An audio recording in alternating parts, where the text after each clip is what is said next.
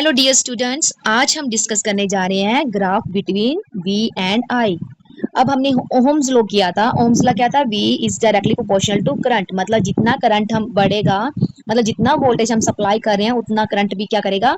बढ़ेगा। अगर वोल्टेज को इंक्रीज कर रहे हैं तो करंट भी इंक्रीज करेगा, अगर वोल्टेज को डिक्रीज कर रहे हैं तो करंट भी क्या होगा? डिक्रीज होगा। ये एक दूसरे के क्या थे? डायरेक्टली प्रोपोर्शनल थे। अब इसी के बेस पे हम क्या करेंगे? हम ग्राफ ड्रॉ करेंगे, ठीक है, V एंड I के बीच में। As current is directly proportional to the potential difference. ये ओम्स लॉ के अकॉर्डिंग था कि जो, या आप ये कह सकते हैं पोटेंशियल जो डायरेक्टली प्रोपोर्शनल है करंट के, या करंट जो है डायरेक्टली प्रोपोर्शनल है पोटेंशियल के, ये कह सकते हो। तो हमें पता है according to Ohm's law V is equal to क्या है? IR। V, ये एक R क्या था? ये कांस्टेंट था। तो हम V directly proportional to I भी हो सकता है और I directly proportional to V भी हो सकता है, ठीक है। तो अब जैसे मैंने बताया कि अगर मान लो करंट बढ़ रहा है तो वोल्टेज भी बढ़ेगा, वोल्टेज बढ़ रहा है तो करंट भी बढ़ेगा, अगर वोल्टेज कम हो रहा है तो करंट डाउन होगा। तो इस ग्राफ से देखते हैं, इसका ग्राफ हमेशा जब स्ट्रेट लाइन वाला आ गया है कि V is directly proportional to I है, तो इसका मतलब क्या है? ग्राफ क्या जाएगा हमारा? स्ट्रेट लाइन जाएगा। जैसे जैसे मान लो यहाँ पे हम पॉइंट्स ले लेते हैं ग्राफ के अंदर, आपको पता ही होगा। तो आपने क्या किया? अलग अलग वोल्टेज सप्लाई की, 2 वोल्ट दिया, 3 वोल्ट दिया, करंट क्या आया? 1 एम्पियर, 2 एम्पियर, 3 एम्पियर, जो भी है। तो अब आपने क्या किया? जैसे जैसे वोल्टेज बढ़ रही है, जैसे जैसे वोल्टेज बढ़ रही है वैसे वैसे करंट भी बढ़ रहा है। तो जो हमारा ग्राफ जो आएगा वो हमेशा क्या आएगा? Straight line. देखो ये डिस्टेंस और ये डिस्टेंस क्या रहेगा? सेम रहेगा। कहीं भी जितना वोल्टेज बढ़ रहा है उतना करंट भी बढ़ेगा, ठीक है। तो ये वाला जो हमारे पास ये आई है, इसकी स्लोप क्या आएगी? R आएगी, मतलब रेजिस्टेंस की ये वैल्यू देगा, ठीक है। ये क्या होगी? स्लोप। स्लोप क्या होगी? राइजिंग अपॉन रनिंग, ठीक है। R इज इक्वल टू क्या आता है यहाँ पे? क्या आएगा? V अपॉन में I, कितना रन कर रहा है, रनिंग अपॉन राइज, कितना बढ़ रहा है, ठीक है। वो क्या आ जाती है? स्लोप। स्लोप किसके इक्वल है? स्लोप क्या होती है? जो ये यहां से हमारे पास जो R कांस्टेंट आया है वो कितना रन कर रहा है, मतलब यहां से यहां तक जा रहा है, और कितना वो राइज कर रहा है, वो हमारे पास क्या आ रही है? स्लोप। स्लोप किसके इक्वल है? R के इक्वल है। तो R इज इक्वल टू हमारे पास क्या है? V अपॉन में I। हमेशा ये ग्राफ क्या रहेगा? स्ट्रेट लाइन रहेगा, ठीक है। V एंड I के बीच में जो ग्राफ रहेगा वो क्या रहेगा? स्ट्रेट लाइन रहेगा। यहाँ पे करेक्शन कर लेना थोड़ी सी। The graph between V and I is would be linear. हमेशा क्या रहेगा? लीनियर रहेगा, ठीक है। अब क्या है? Factor affecting resistance of a conductor. कौन कौन से फैक्टर्स हैं जो रेजिस्टेंस को इफेक्ट करते हैं? The electrical resistance of a conductor depend करती है फॉलोइंग फैक्टर्स पे। कौन कौन से फैक्टर्स पे डिपेंड करेगी? एक तो लेंथ पे।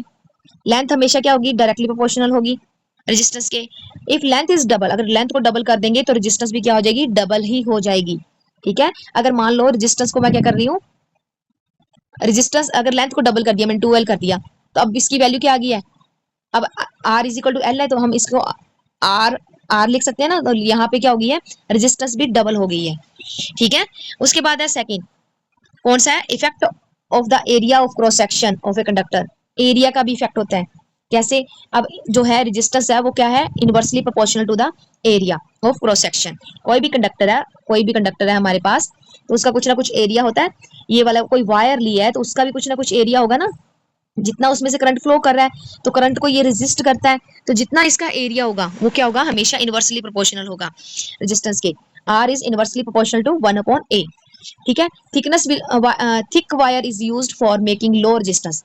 थिक मतलब मोटी जो वायर, जिनकी मोटाई ज्यादा है उनकी रेजिस्टेंस क्या होगी? कम होगी। मतलब देखो एरिया बढ़ गया है तो रेजिस्टेंस क्या होगी? कम हो जाएगी। और इसी तरह से अगर पतली वायर ली है, थिन वायर लिया है, तो इसकी रेजिस्टेंस क्या हो जाएगी? हाई, क्योंकि उधर क्या हो जाएगा? एरिया क्या हो जाएगा? कम हो जाएगा, जिसकी वजह से रेजिस्टेंस क्या हो जाएगी? बढ़ जाएगी, ठीक है। Thin wire is used for making high resistance. अब थिकनेस क्या रिप्रेजेंट करती है? डायामीटर ना। किसी वायर का क्या रिप्रेजेंट करती है? डायामीटर है ये, ठीक है। अब थर्ड है effect of nature of material of a conductor. Material का नेचर कैसा है? वो कंडक्टर है, इंसुलेटर है, या सेमी कंडक्टर है? वो डिपेंड करेगा नेचर ऑफ मटेरियल पर, उसकी रेजिस्टेंस कैसे वेरी करेगी, किस तरह से, ठीक है। अगर some material have a low resistance, कईयों की क्या होती है? रेजिस्टेंस लो होती है मटेरियल की, कुछ की रेजिस्टेंस हाई होती है, ठीक है। कैसे? लेट अस एग्जांपल के तौर पे हम देखते हैं। Let take 2 wires of equal length. एक ले ली कॉपर की और दूसरी ले ली नाइक्रोम की, ठीक है। नाइक्रोम एक अलॉय होता है, ठीक है। ये जो बल्ब वगैरह के अंदर लगी होती है ना, ये बहुत पतली वायर होती है। अब मैंने क्या कहा था? अगर इनका एरिया कम होगा कॉपर की वायर मोटी थोड़ी सी ये पतली नहीं होगी, जैसे ही कॉपर के अंदर से अगर ज्यादा पतली वायर हुई तो इसमें से करंट जैसे फ्लो करता है ये ब्रेक हो जाती है। पर नाइक्रोम की वायर क्या होती है, बहुत ज्यादा थिन होती है, इसमें से करंट अगर फ्लो करता है तो ये ब्रेक नहीं होती।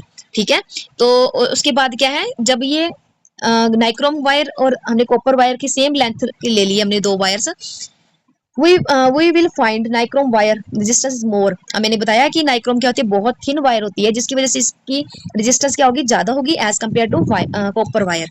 ठीक है, उसके बाद है इफेक्ट ऑफ टेम्परेचर। टेम्परेचर का भी इफेक्ट डलेगा, कैसे? It has been found that resistance of all pure metal increase. कैसे रेजिस्टेंस इंक्रीज, जैसे जैसे इसमें से किसी कंडक्टर में से करंट फ्लो करता है, तो करंट फ्लो करने से क्या होगा, वो कंडक्टर क्या करेगा, गर्म होना शुरू हो जाएगा। गर्म होगा तो उसमें क्या आएगी, टेम्परेचर इंक्रीज हुआ, टेम्परेचर इंक्रीज होने से क्या हो गया, मेटल की रेजिस्टेंस भी क्या होगी, इंक्रीज होगी।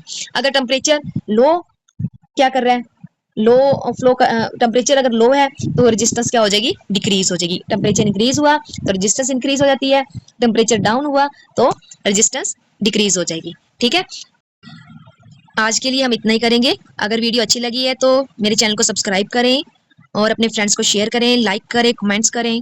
Thanks for watching the video.